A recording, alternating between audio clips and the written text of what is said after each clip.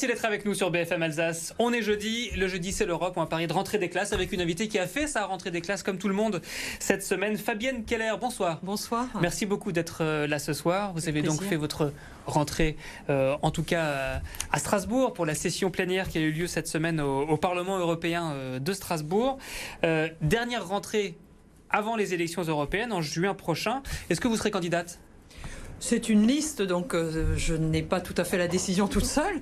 Mais oui, je souhaite poursuivre mon engagement et donc je me porterai candidate de la majorité présidentielle comme la dernière fois.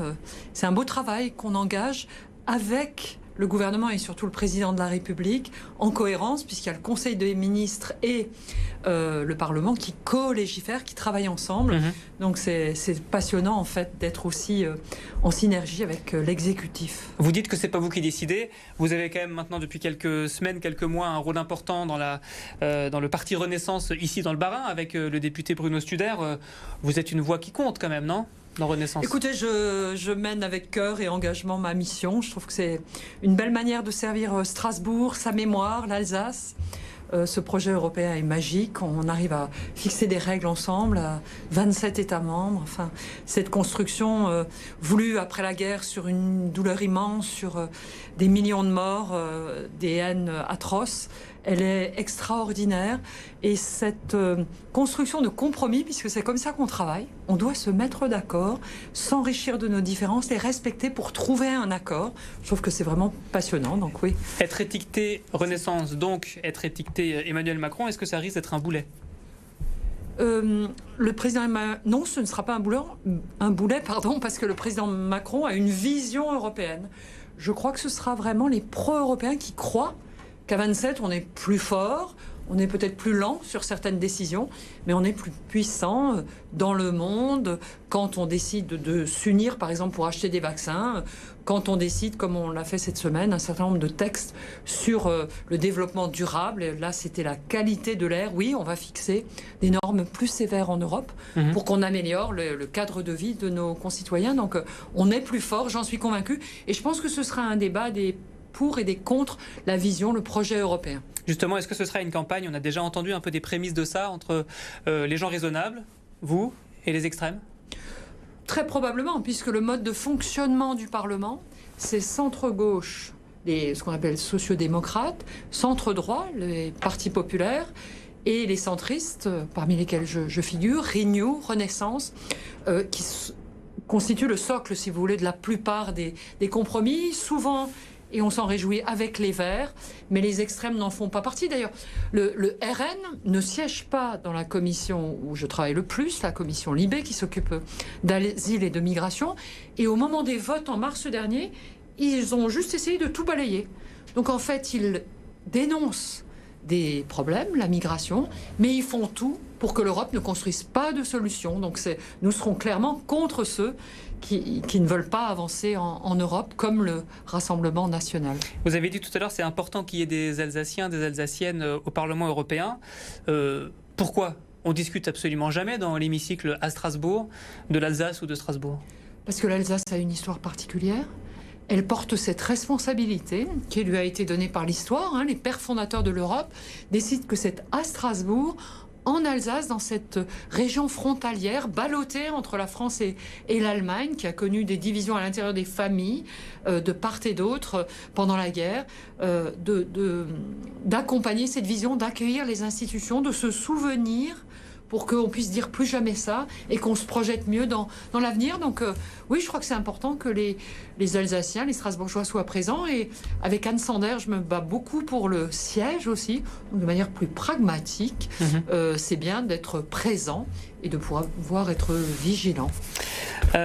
Justement, Strasbourg, le bâtiment Osmose, dont on a déjà pas mal parlé. Je rappelle de quoi il s'agit pour nos téléspectateurs qui auraient loupé quelques-uns des épisodes, parce que c'est un sacré feuilleton. Un bâtiment qui est juste à côté du Parlement européen, qui a été construit en espérant que la Commission ou le Parlement veuille bien occuper les bureaux pour promouvoir Strasbourg. Finalement, ça se finit plutôt bien, c'est ça ?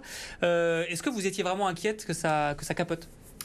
J'étais surtout totalement déterminée pour qu'une solution constructive aboutisse, mais c'est l'État français qui surtout s'est engagé.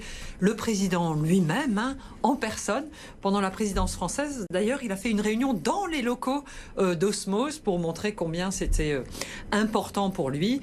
L'idée, c'était vraiment que le Parlement soit plus confortablement installé. Et donc l'État a fini par acheter ce bâtiment, c'est ça? Voilà, l'État a fini par faire des concessions énormes sur le prix, en lien avec le soutien des collectivités, qu'il faut souligner, régions, villes, métropoles, CEA. Donc c'est tous ensemble qu'on souhaite mieux accueillir les institutions européennes.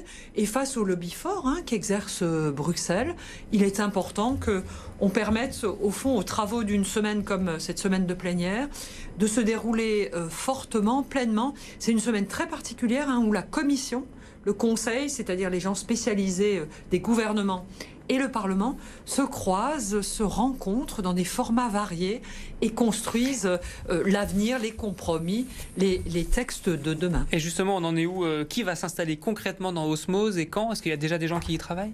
Alors, le bâtiment est nu, c'est-à-dire qu'il n'est pas installé à l'intérieur. Il faut un peu d'installation de bureaux, d'informatique, de câblage, qui vont durer quelques mois. Mais le Parlement, dès la décision confirmée par le bureau du Parlement de prendre à bail ce bâtiment, a fait des propositions. Il y aura des salles de réunion qu'on appelle les salles de trilogue. Il y aura des bureaux, puisque nous aurons un peu plus de députés à la prochaine session. Il y aura aussi des bureaux plus confortables pour un certain nombre de services du Parlement européen et de la Commission.